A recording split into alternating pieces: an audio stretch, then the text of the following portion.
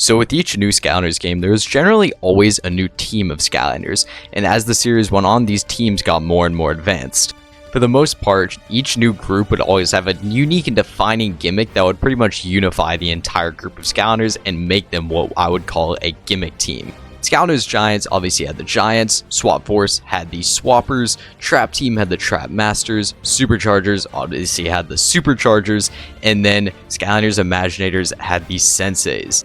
I'm going to be ranking all 5 of these teams in this video, based on just how uniform and cool each team is, how well they interact with their game, and just how awesome they are in general, and how cool they are to look at and both use in game, and as well as how cool the figures are. This is just my personal opinion, and of course I do love all these teams, so please don't flame me in the comments down below just because my favorite team might be your least favorite team or whatever. But without further ado, let's jump right into it with number 5. And as with many other lists, unfortunately, Superchargers is going to come in last place. These Superchargers as a team, they're pretty cool. I'll still admit, these guys look cool, and I think because this is a later game in the series, a lot of the Skylanders just have unique designs that make them stand out among other Skylanders. But my main issue is that these guys all feel like cores. Supercharger's gimmick with having vehicles is really the main thing to blame for why these guys feel like cores, and how I will explain this is basically the vehicles took up slots that the Skylanders should have had. So because we had these vehicles, there's no room for cores, which meant the Superchargers were the only Skylanders, and because they aren't gigantic, because they don't have any unique defining features or anything uniform across all of them, they just feel like basic core Skylanders that don't really have anything that brings them all together. It is kind of cool that half of these were reposed and sort of redesigned, rebuilt cores from earlier games, which honestly is pretty cool on its own, but I don't think that helps the fact that these guys just don't really feel special and there's nothing uniform about them. Whereas Swappers can swap their parts, and the Giants are all huge, and the Trap Masters have weapons that are all Traptanium, clear, see-through, but they all match their element, and it really brings them together and makes them look like a solid group. The Superchargers just don't really have anything like that. And it's really weird because these guys are very different. In each element, there's one returning one and one new one, and they really have nothing to do with each other. This group just does nothing to stand out, and it isn't like this team has any arch nemesis like some of the other ones have. So really, I feel like it's really hard for me to put Superchargers anywhere other than last place.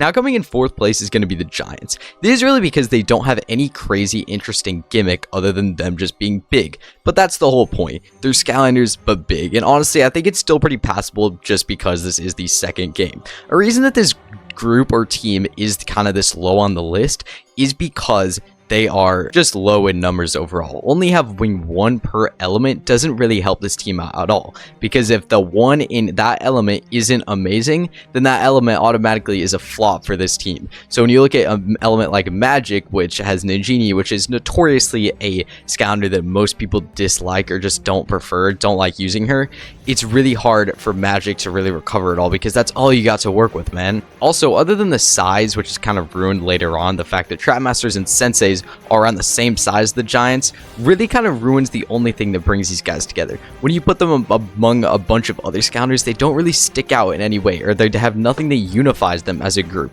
Something that I will mention that's cool about them though is the way that they fight against the Archeans in that opening cutscene, and the fact that they all sort of fight as a team. I think that is really cool, and I really like that idea. So having them sort of clashing against the Archeans is a really cool concept that I can actually appreciate.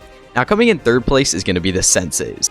Something to note about the Senseis, which isn't really pushing them super high up on this list or anything, is just the fact that they're all matching. They all sort of have these black and golden robes, which are actually really cool, other than the villains. The villains don't have this, which makes them seem kind of weird because I am including the villains as part of this team, but the actual Senseis and not the villains, and of course Crash Bandicoot and Cortex don't have this either, they all have black and gold robes, which I actually think are really cool, and it sort of brings them all together and it makes them feel like this unique and special group of Skylanders. Also, battle classes, the fact that all of them sort of specialize in one class or another, and that there's a bunch of different classes means that there are going to be similarities and things that bring them together. And obviously the fact that that is weapons is really the best way to handle it. It's the same reason why the Trap Masters are so cool in my opinion, because they have these unified weapons that make them stand out so much, and the Senseis almost have the same sort of thing going for them. In addition to all this, the Senseis just feel like complex Skylanders. A lot of them have complex movesets and just majestic designs. Looking at Skylanders like Buckshot and Flare Wolf and Pit Boss and Chain Reaction and Kingpin. All of these counters just look absolutely majestic and have these amazing designs. They look really awesome both in figure form and in game, and are just a blast to play with. In addition to this, all the counters, all the senseis are very broken and overpowered. Other than the exception of maybe Crash and Cortex, who are not really that strong at all the main senseis and the villains are really good, and I think they're all powerful and at least passable to some extent. Even the worst ones, even the weakest ones, are still decent counters overall, which really does make the senseis feel like the most powerful counters of all time. Now, second place might come as a shock because I have been sort of praising this group or team the entire video, and this is the Trapmasters. Of course, I absolutely love these guys, and the biggest reason is their Traptanium weapons. Having each element have a slightly different color of Traptanium that reflects that element, like air having light blue, fire having, red, and water having dark blue, undead having sort of a gray, it really accentuates each element and the Traptanium at the same time. It gives more depth to obviously the Trapmasters in each element, and more depth to Traptanium as a substance, which I think is really awesome. It also just looks cool. The figures having these massive clear weapons are super cool, and I think weapons might be the coolest way of unifying this team of Skylanders, and really just makes them awesome.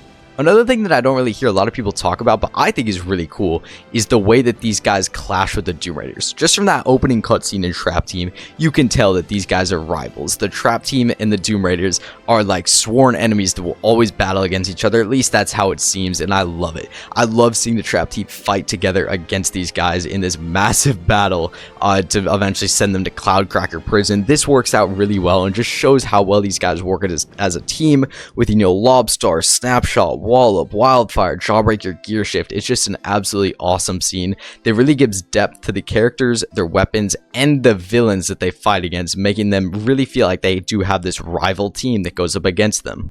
They also do enhance some certain elements of the gameplay, I would say, such as villain timers. Villain timers actually last longer when you use a Trapmaster, something I didn't really know until recently, but I think this definitely gives more benefits to using the Trapmasters and makes them feel just cooler overall. Also, being able to open the elemental gates, being able to break Traptanium, these guys are just really fun to use, and I think they do additional damage to bosses too. So your Trapmasters just feel awesome, and using any of them feels like a step above any Skylander that you've had in the past, at least when playing in Trap Team. So the Trapmasters are going to land in the number 2 spot, and this is also helped by their amazing figures. The Trapmasters have some of the best figures ever, so really, I think the number 2 spot is perfect for these guys.